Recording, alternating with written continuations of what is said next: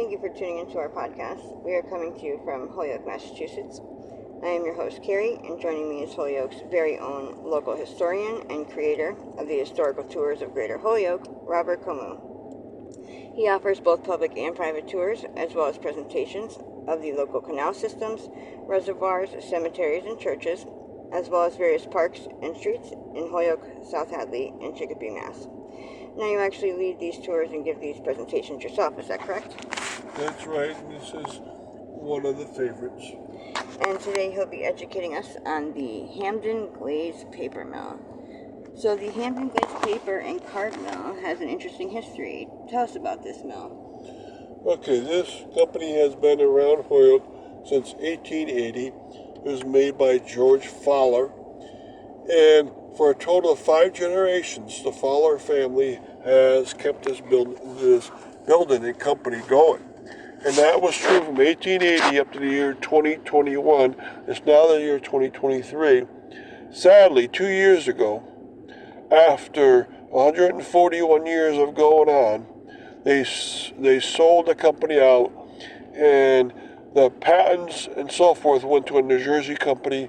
The building itself was sold to a marijuana growers.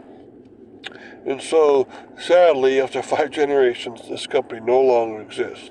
And that's unfortunate because it was definitely one of the mainstays around the Holyoke area. And like it tells you in the name, it tells you what they made. So we'll cover that at one point. We're also talking about production inside the mill and where it's located and what is there now, so forth.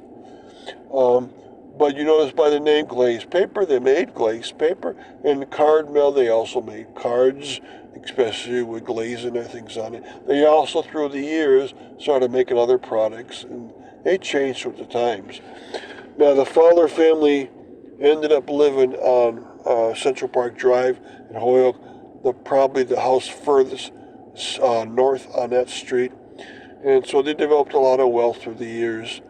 They didn't appreciably grow beyond that building. I think they did at one time have another building going, but not too much. So they were almost always a one-building company. And how was the production handled at this mill? Okay, so you remember by the name what they're telling you. It's a glaze paper and card company. So they're not making paper here. They're putting a glazed surface on the paper. So they're a surface company. And by glaze, that could mean that they put a shine to it, a sheen to it. It could also mean they put a holographic look to it, or they put colors onto here. And they're also a card company, so they're making not only big size papers, but also card size papers. Again, they weren't making the paper, but they were putting the sheet onto it.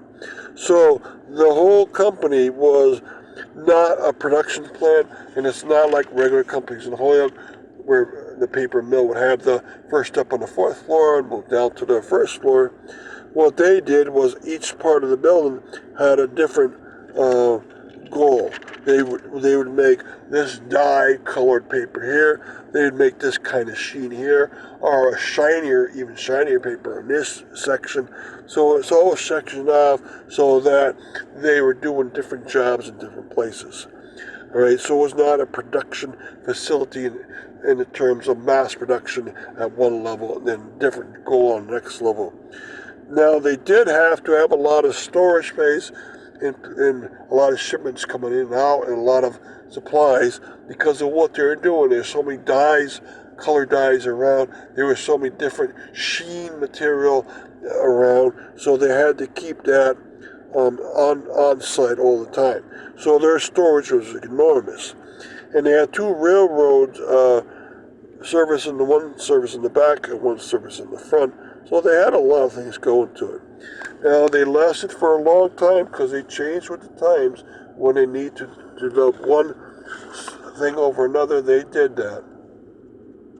And quickly before we continue with the rest of our interview, just to fill our listeners in, if you want to find out more information or sign up for any of his various tours, you can check out his website, at holyokecanaltour.org, and there he has both videos of the various stops along each tour and also past and present photos of the historical sites throughout as well.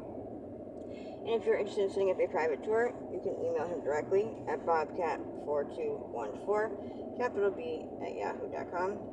And they are perfect for fun, educational, outdoor activities for the whole family, or for your group parties, especially those special occasions and get-togethers. And they are also good just for getting outdoors for a day. So getting back to our interview, what type of products does this mill make?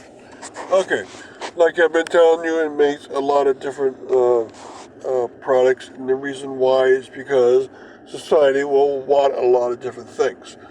And you can imagine take all the colors you can possibly put onto paper, and then take all the shininess levels that you can put on the paper, and even if you break down the shininess by 2 units out of 100, that's 50 different levels of shininess to the paper.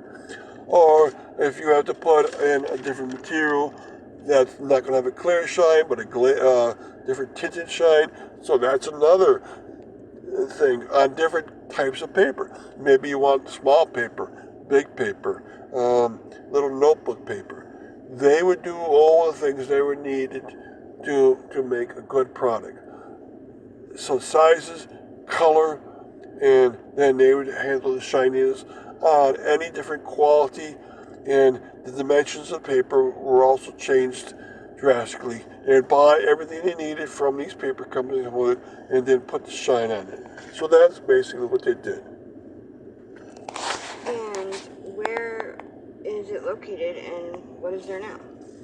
Okay, it's located as part of the next to last mill on the second level canal's east wing, and there it's pretty easy to find because it's at the end of Appleton Street, and then look to the south by 100 feet or so.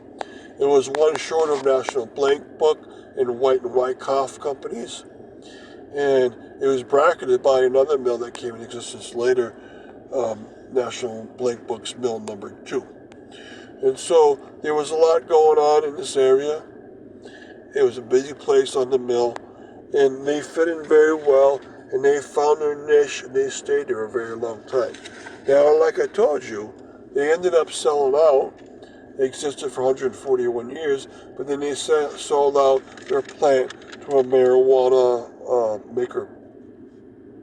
And there now you find people that grow marijuana, and that's it. And thank you, Robert, for educating us on your tours. And we want to thank our listeners for tuning in. You can also tune into a large selection of our other tours and podcasts more at his website. Again, that's holyokecanaltours.org. And there he has both the videos and photos, and you can also email him directly for private tours or to inquire about anything else at bobcat4214, capital B, at yahoo.com. And be sure to keep an eye out for his upcoming 2024 season tours and more as they become available. Thank you for tuning in.